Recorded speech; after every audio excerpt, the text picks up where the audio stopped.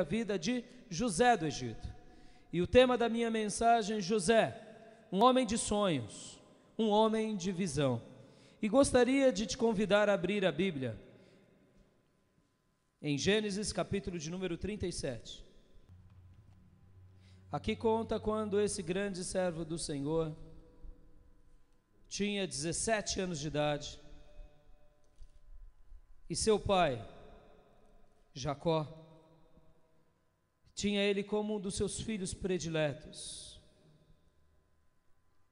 E os seus irmãos, por essa razão, e porque eles também não eram irmãos que temiam a Deus, lhe causaram um grande mal.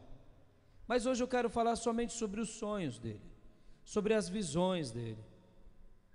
Gênesis 37, do versículo 1 em diante, diz assim: Jacó habitou na terra de Canaã, onde seu pai tinha vivido como estrangeiro. Esta é a história da família de Jacó. Quando José tinha 17 anos, pastoreava os rebanhos com os seus irmãos. Ajudava os filhos de Bila e os filhos de Zilpa, mulheres de seu pai, e contava ao pai a má fama deles.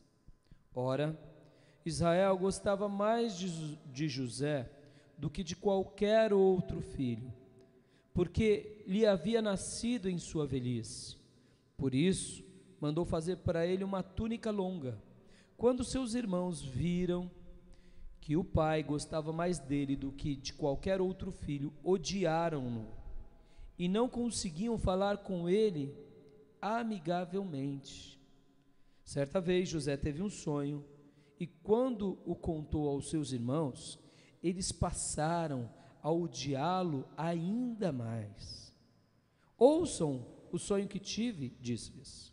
Estávamos amarrando os feixes de trigo no campo, quando o meu feixe se levantou e ficou em pé, e os seus feixes se ajuntaram ao redor do meu e se curvaram diante dele.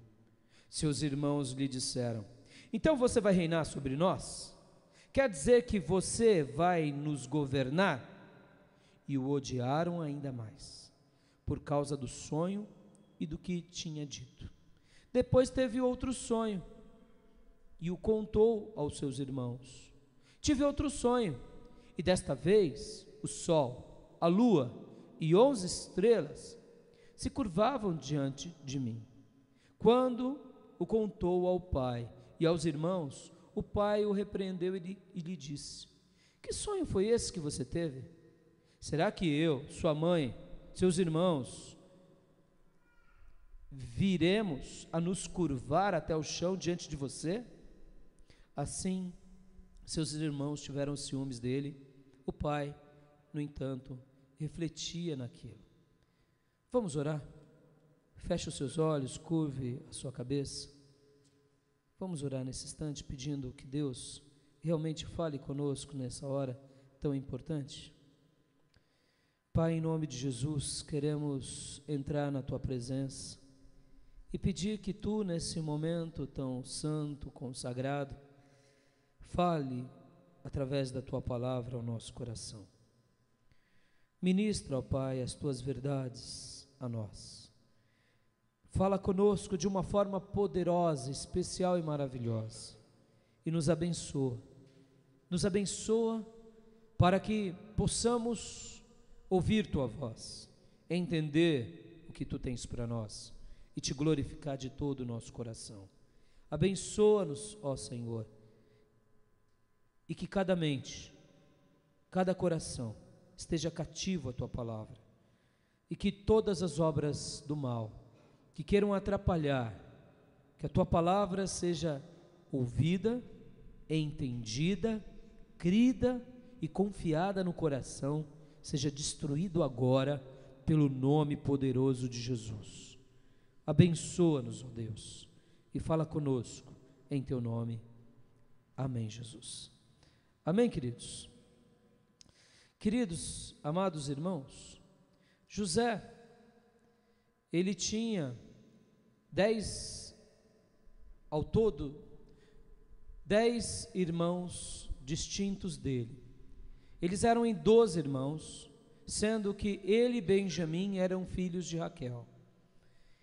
Mas José era odiado pelos seus irmãos, não só por ser o filho que nasceu da mulher amada, e também por ser o filho que nasceu na velhice de Jacó, porque de fato aqui Jacó possivelmente deveria ter por volta de 108 anos, essa era uma média.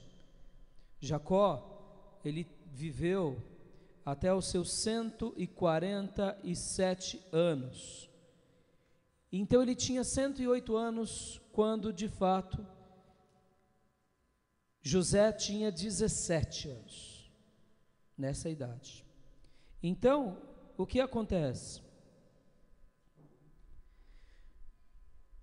Ele já tinha tido Jacó, bem velhinho, e agora ele estava com seus 108 anos, e Jacó tinha tido José, e José era um filho amado, por duas razões, porque era filho da esposa querida, Raquel, a esposa que mais ele amava, e porque também o texto sagrado nos ensina que José falava a má fama dos irmãos. Os irmãos eram terríveis.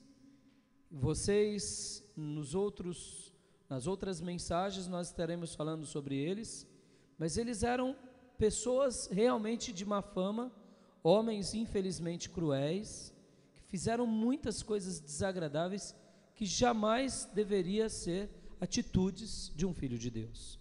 E José não. José, mesmo sendo jovem, ele era piedoso a Deus, ele era alguém que amava a Deus, ele era alguém que respeitava as leis, ele era alguém assim. E ele então recebeu um dom de Deus.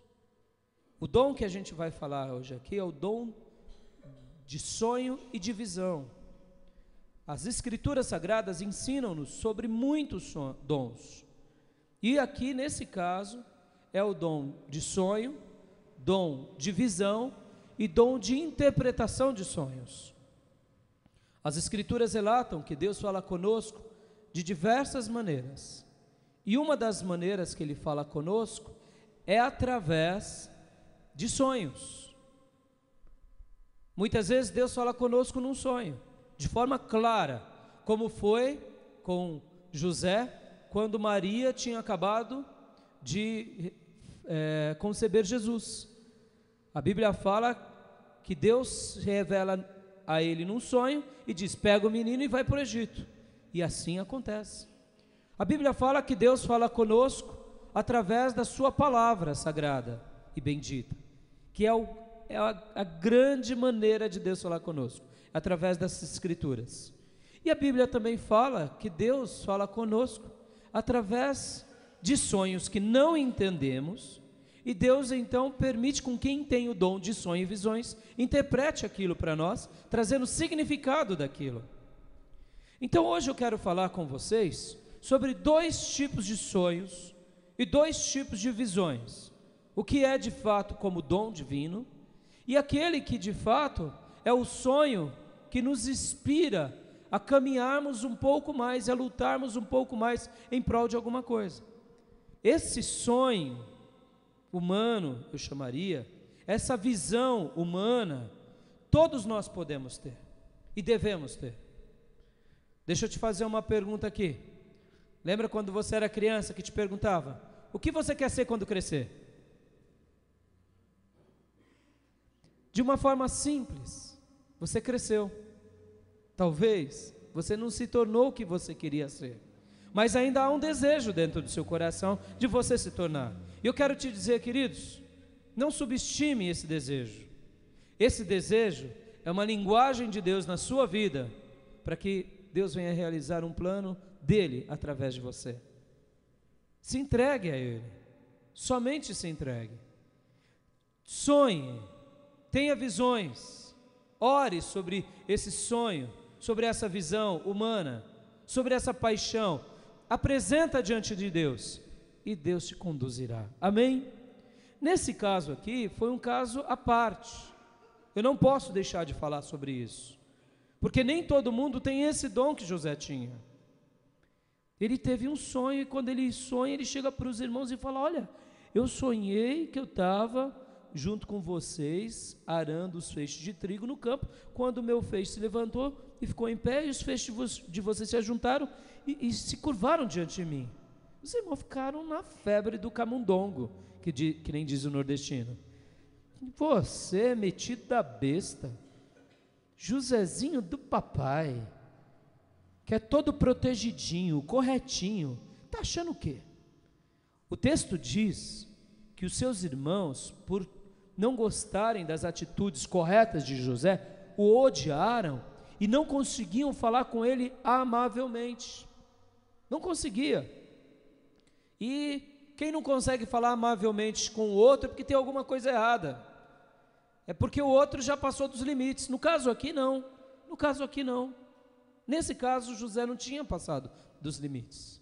Quem tinha passado dos limites eram os irmãos. Olha que curioso. Os irmãos que estavam odiando e que estavam maltratando mal, já tinham passado do limite, porque não eram tementes a Deus, faziam o que queriam, quando queriam, do jeito que queriam, tinham uma orientação independente que não ouviam ninguém, não ouvia o pai, não ouvia a mãe, e não ouvia agora o menino de 17 anos que vinha corrigi-los. Você é quem está me corrigindo, seu besta? Entendeu? E aí ele conta o sonho, e depois ele fala, olha, eu tive outro sonho, onde eu vi, dessa vez, o sol, a lua e 11 estrelas, e se curvavam diante de mim. Quando ele contou ao seu pai e aos seus irmãos, o próprio pai repreendeu e disse, que sonho foi esse que você teve? Será que eu, sua mãe e os seus irmãos viremos a nos curvar até o chão diante de você? Mas Jacó, irmãos, lembram? Jacó aqui não era aquele Jacó de 60 e poucos anos. Esse Jacó era o Israel. Era o homem agora transformado. Era o homem que mancava. Mancava porque Deus tinha ferido ele. Era o homem segundo o coração de Deus.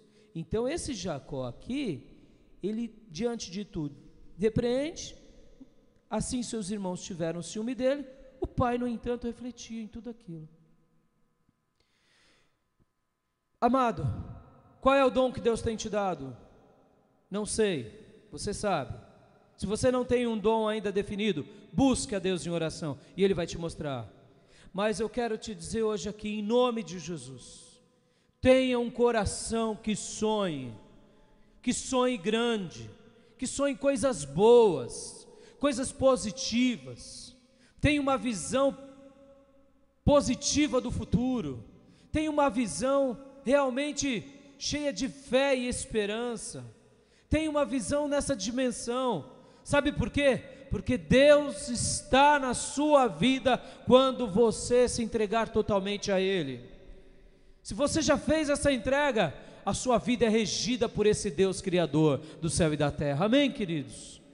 Então não seja medíocre, não deixe com que as circunstâncias, ou que as dificuldades, ou que os problemas, ou que a dor ou a enfermidade, deem o tom da sua vida.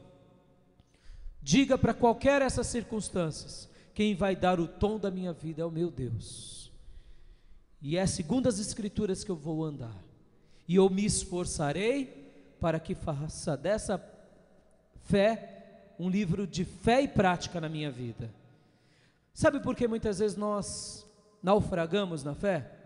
Porque muitas vezes, queridos, presta atenção, nós deixamos com que as circunstâncias, com que as vozes negativas, com que os problemas, ou que a nossa própria baixa autoestima nos jogue para baixo, e aí a gente naufraga, e a gente não persiste, e todos os seres humanos têm um tesouro precioso dentro deles, chamado a imagem e a semelhança de Deus, e por essa razão, você, por ter sido criado por Deus, pode fazer muitas coisas.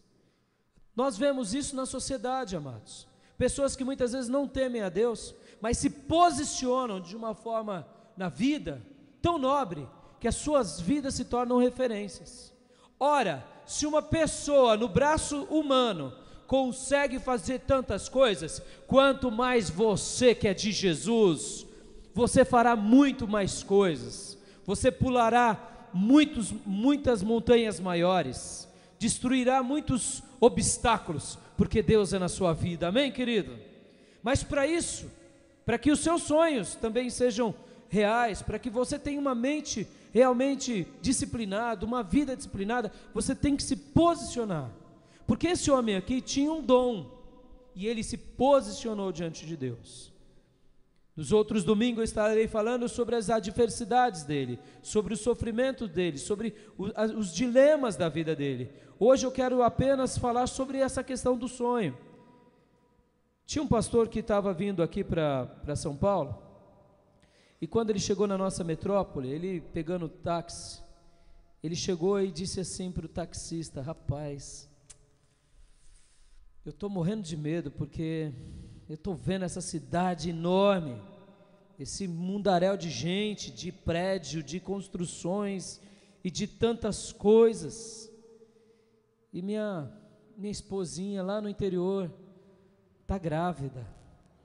Quando eu olho para tudo isso aqui, eu vejo tanta gente, o mundo crescendo, me dá um medo. Aí o taxista disse assim para ele: seu doutor, deixa de besteira, seu doutor, deixa de besteira, o senhor está com medo do futuro por quê? Quem sabe o seu bebezinho é a resposta para esse mundo desordenado. Seu doutor, deixa de besteira, quem sabe o seu bebezinho vai ser a resposta para muita coisa que está de errada na vida. Você pode dizer para o irmão que está aí do teu lado, quem me ouve pela internet, pode dizer para o que está do seu lado, diga assim, ó, deixa de besteira, a sua vida é a resposta para muita coisa de errada que está por aí fora. Deixa de besteira, deixa de besteira, deixa de besteira, não é deixa de ser besta.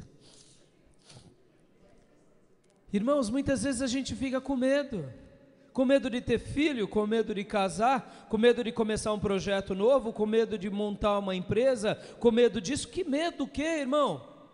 Sim, o medo é importante na nossa vida, para que a gente possa realmente se pontuar de uma forma coerente. Mas deixa de besteira, possivelmente a sua vida é a resposta para muitos problemas, principalmente porque você tem Jesus Cristo, e essa luz vai iluminar muita gente. Hoje, te ensinar algo que realmente, pai e mãe, vai sacudir a sua estrutura, vai sacudir o teu referencial. Você tem dificuldade de aprender a Bíblia? Tem? Quem tem dificuldade de aprender, decorar a Bíblia? Você tem dificuldade nos estudos? Quem tem? Levanta a mão. Você tem... Bom, se eu for fazer aqui várias perguntas... Vem cá, José, será que José era diferente de nós? O apóstolo, ou melhor, o pastor Tiago, citando Elias, disse que o profeta Elias, o grande profeta Elias, era homem semelhante a nós, igualzinho, e foi um homem que marcou uma geração. Você é um homem, você, irmã, é uma mulher que vai marcar gerações em nome de Jesus. Porque José foi um camarada que não viveu apenas um sonho, uma visão. Ele teve algo além disso tudo. Mesmo ele tendo tido um dom especial. Eu quero te dizer que o seu sonho, a sua visão e uma dedicação especial, buscando a presença de Deus, vão fazer toda a diferença, amém? Muitas vezes, o idiota toma a frente. E o idiota rege a nossa vida. Só que, presta atenção no que eu vou dizer, nas provações espirituais, idiota não ganha a luta contra o capeta, entendeu? Se o idiota passa numa prova, tira um diploma e depois não lembra mais nada, na vida espiritual não é assim.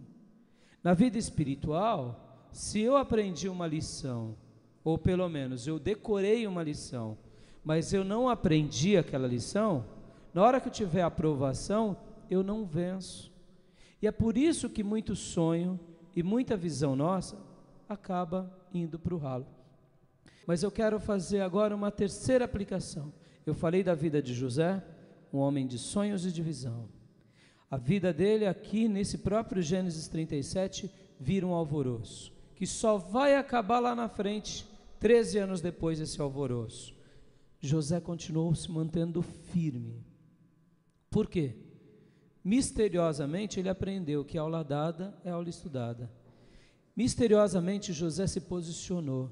As lições que ele aprendeu nos seus 17 anos de vida perduraram nos 13 anos de provação. Ele não perdeu o fio da meada, ele não abandonou a fé, ele não largou a Deus, não se esqueceu da herança da promessa, continuou a prevalecer sobre tudo, e Deus foi com ele. E eu quero te convidar a abrir agora em Isaías, capítulo de número 45. Deixa eu só te dar aqui essa leitura, porque nessa leitura nós veremos algo singular. Isaías 45. Queridos, se um homem como esse, na força do braço dele, pode fazer tanta coisa, quanto mais nós, na força do Senhor. Pedindo para o Espírito Santo de Deus mudar a nossa vida, pedindo para o Espírito Santo de Deus transformar os nossos estilos de vida. Isaías 45, versículo 1 ao 3, fala uma profecia sobre Ciro, mas eu queria arrancar o nome de Ciro aqui, e falar como se fosse para José. José está lá atrás, aqui Ciro está séculos na frente, ou melhor, o profeta Isaías, e o profeta Isaías está profetizando para Ciro, mais para frente ainda. Mas José do Egito lá atrás viveu intensamente essa palavra aqui que eu vou ler para você. Olha lá o que diz: assim diz o Senhor ao meu ungido, a Ciro, cuja mão direita eu seguro com firmeza, para subjugar as nações diante dele e arrancar a armadura dos seus reis, para abrir porta diante dele, de modo que as portas não estejam trancadas.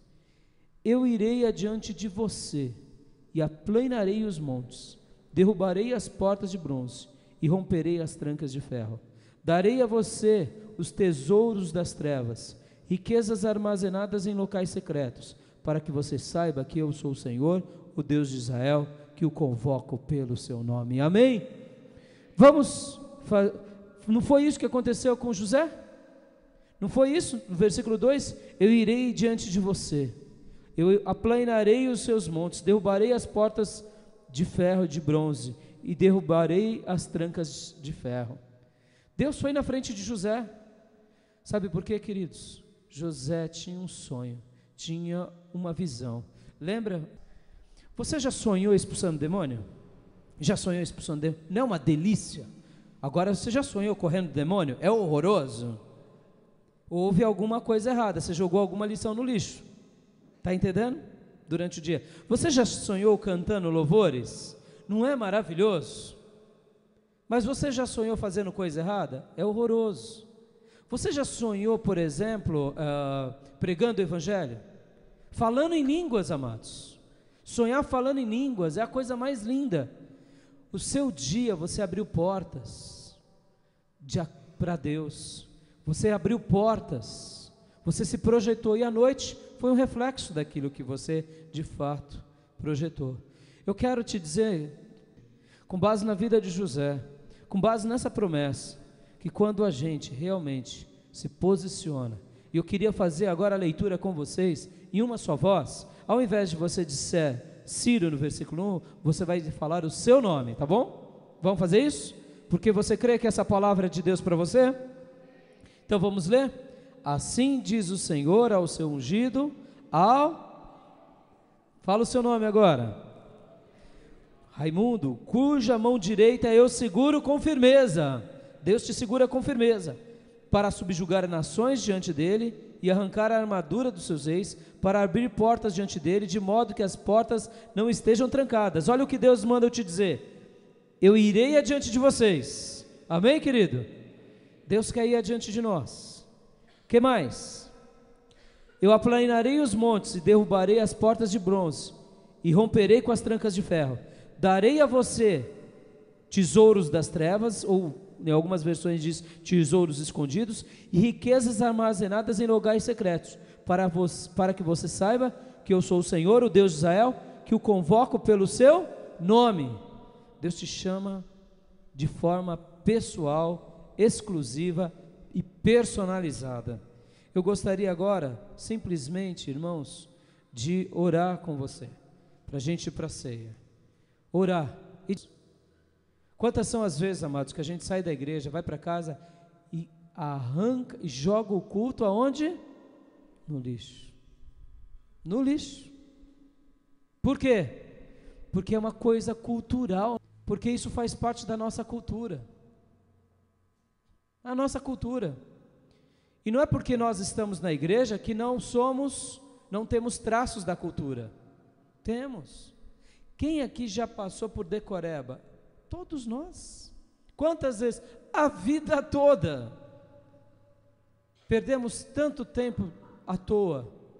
E quando mais precisamos, estamos perdendo. E eu queria hoje te desafiar, amado, nesse momento, a realmente projetar uma nova cultura. Quando a gente está, de fato, perdendo o jogo, o que a gente faz? Né? A gente tem que mudar tudo, mudar as regras do jogo, mudar as disciplinas. Você quer que Deus abençoe os seus sonhos? Posso ouvir um amém? Você quer que Deus abençoe as suas visões? Muda as regras, amados. Muda as regras. E com certeza, o Deus Todo-Poderoso que nos criou, você viu a capacidade cerebral? 5.000 só no córtex, computadores interligados em rede.